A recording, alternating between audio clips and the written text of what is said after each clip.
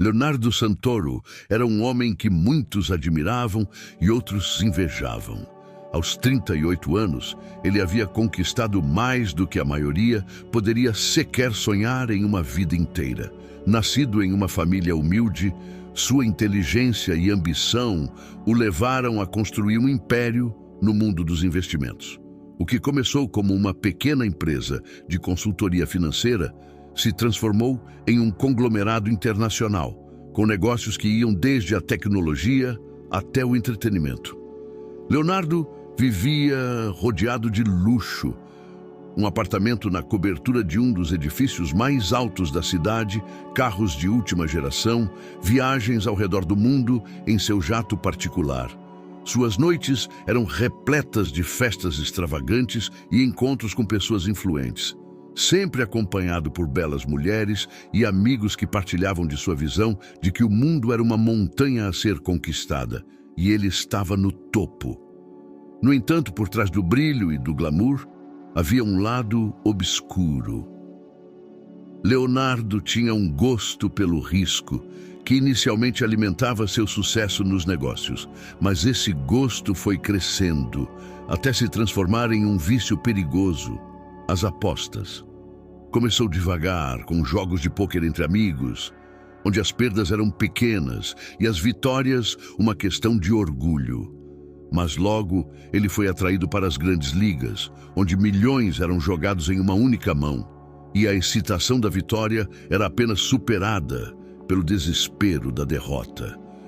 Em uma noite fria de inverno, em um cassino privado escondido no subsolo de um hotel de luxo, Leonardo encarava a roleta. Ele já havia perdido uma fortuna naquela noite, mas sua mente estava dominada pela ideia de que um último giro poderia reverter tudo. Sentado ao seu lado, Lucas, seu amigo e conselheiro financeiro, o observava com preocupação. Léo, acho que já deu por hoje. Estamos com um prejuízo enorme, disse Lucas, a voz carregada de preocupação. Ele conhecia Leonardo há anos e sabia que quando o amigo entrava naquele estado, não havia volta fácil. Relaxa, Lucas, um último giro e recupero tudo, respondeu Leonardo com um sorriso tenso nos lábios, os olhos fixos na roleta. Isso não é uma estratégia, é suicídio. Se perdermos essa... Lucas hesitou, sabendo que seus conselhos frequentemente caíam em ouvidos surdos. Se perdermos, você pode me dar uma lição de moral depois. Agora é tudo ou nada. Leonardo ignorou o aviso, pegando mais fichas e empilhando-as na mesa, apostando em um único número. O croupier girou a roleta e o salão ficou em silêncio.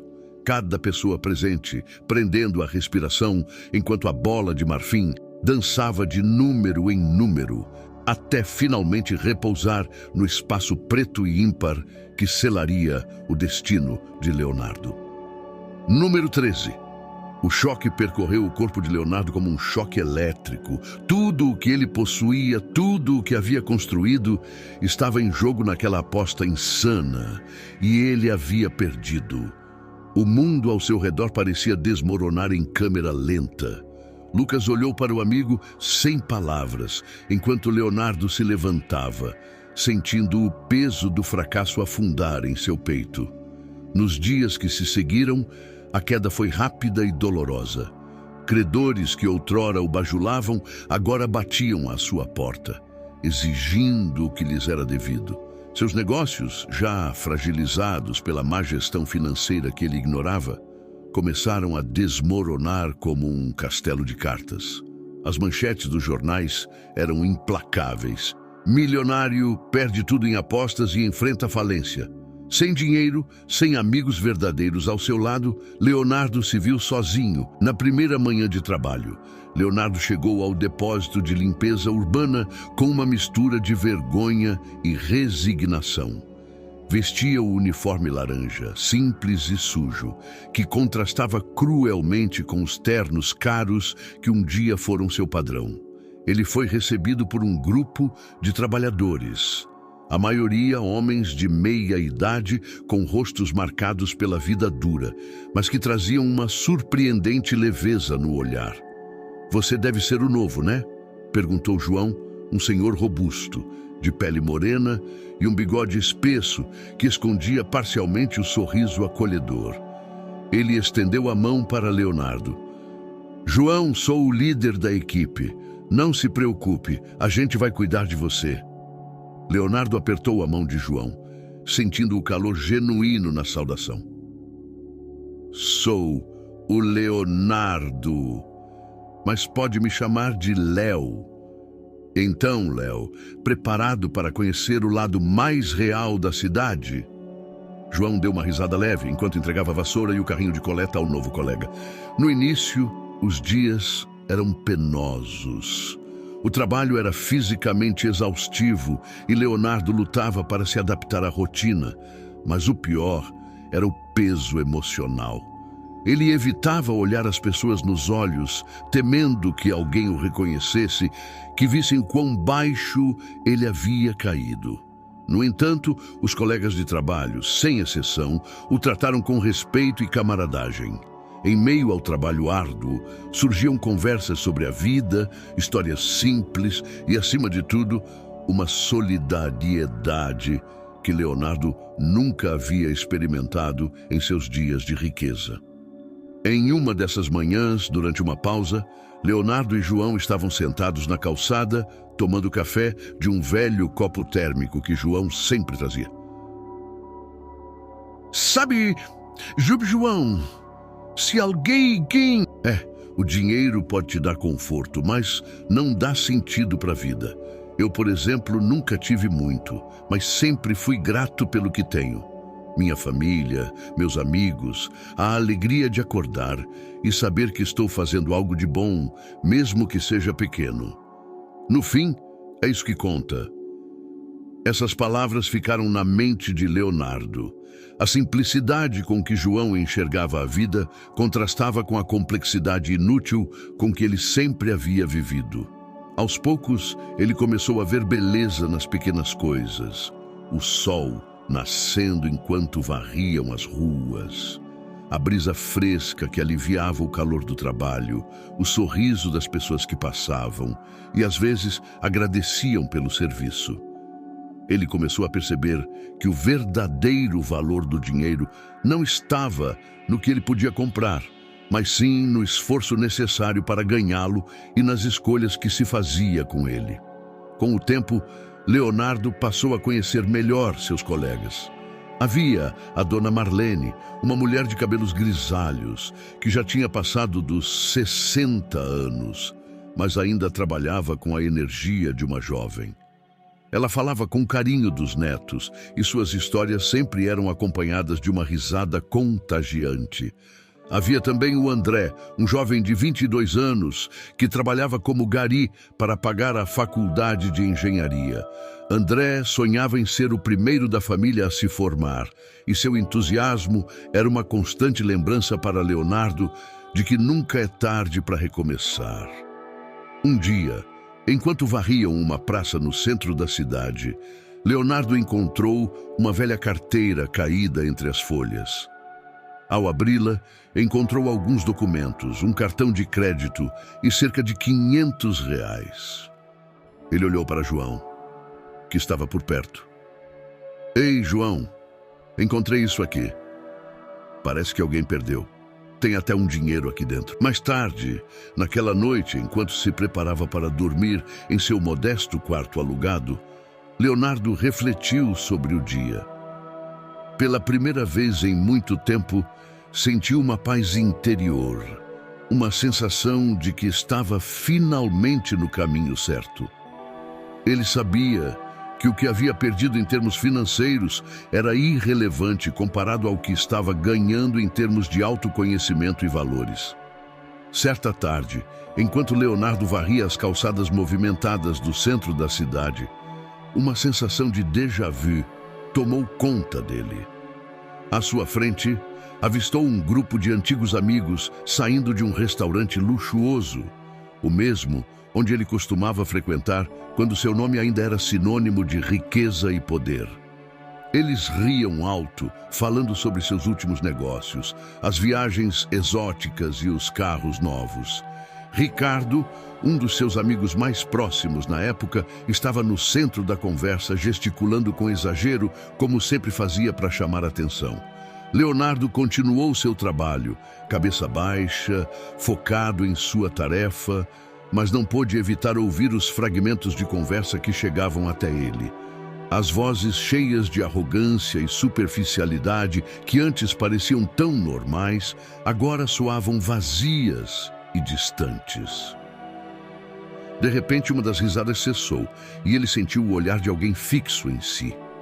Levantou os olhos devagar e encontrou o olhar de Ricardo, que o observava com uma mistura de incredulidade e diversão maliciosa. "Não acredito!" "Lá!" exclamou Ricardo, interrompendo a conversa do grupo, apontando na direção de Leonardo. "É o Leonardo!" O grupo de amigos virou-se ao mesmo tempo, os rostos exibindo uma gama de reações, desde a surpresa até a clara intenção de humilhar. "Nunca imaginei que te veria assim, Léo, varrendo as ruas." Continuou Ricardo. "Edil, a vida dá voltas." "Sim, Ricardo", respondeu Leonardo com uma voz firme, mas sem agressividade. "E às vezes, nessas voltas, a gente descobre o que realmente importa." O grupo ficou em silêncio por um instante, surpreso com a ausência de ressentimento nas palavras de Leonardo.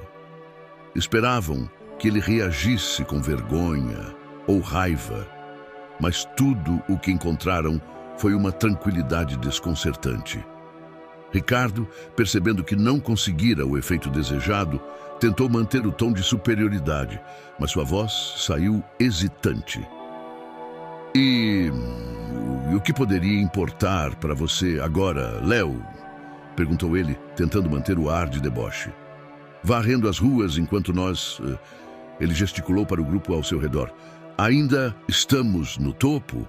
Leonardo não respondeu imediatamente. Em vez disso, ele olhou ao redor, observando as pessoas que passavam, o movimento da cidade, o trabalho que fazia.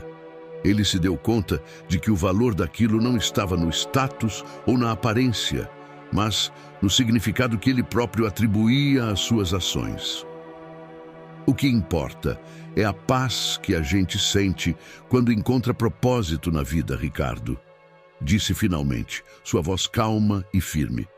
"Hoje eu sei que não preciso de uma conta cheia para me sentir completo. Aprendi que o verdadeiro valor não está no que possuímos, mas em quem nos tornamos. Vocês podem continuar buscando as mesmas coisas que eu um dia busquei, mas eu encontrei algo que não troco por nada. Uma vida de verdade." Ricardo e os outros ficaram em silêncio, sem saber como responder. A tranquilidade de Leonardo era inabalável, e a confiança que ele exibia, mesmo em sua posição atual, deixava-os desconfortáveis.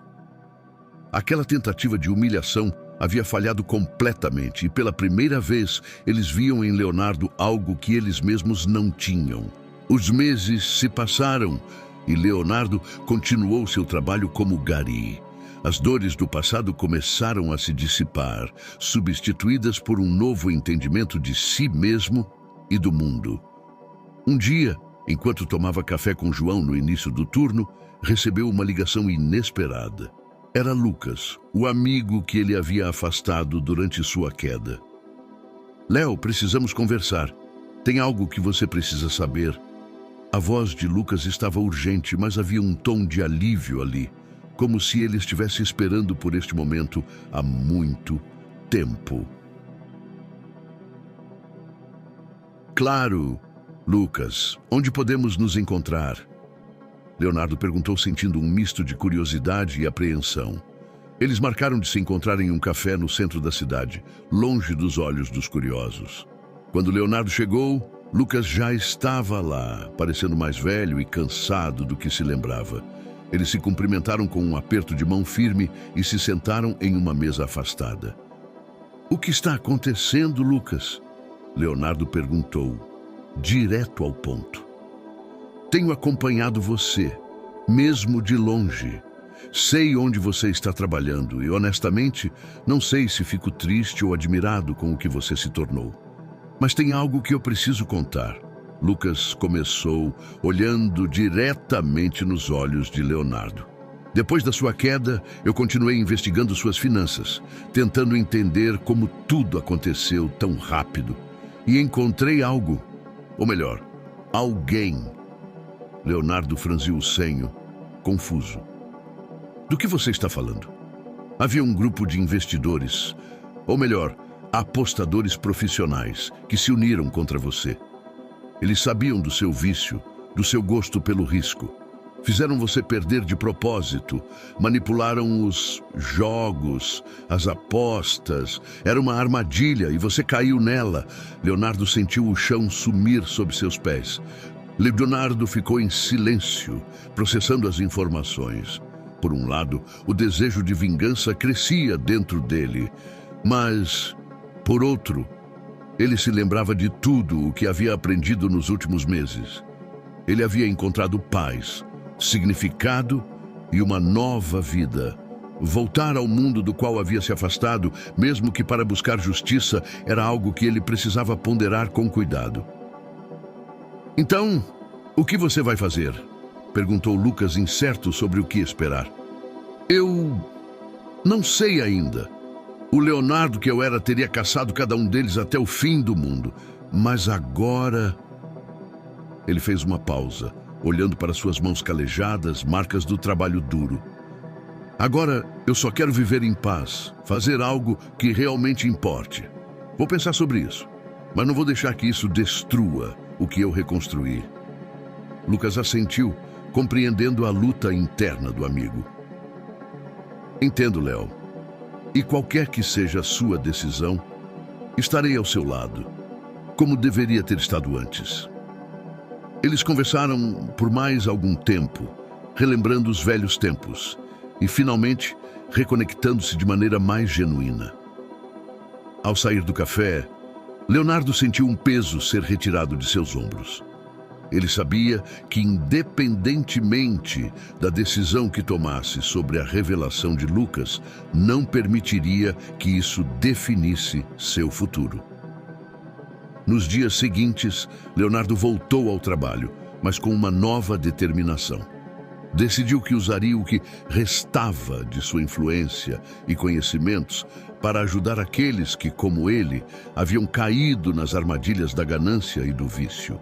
Criou um projeto para educar jovens sobre os perigos das apostas e para ajudar aqueles que já estavam presos nessa espiral destrutiva.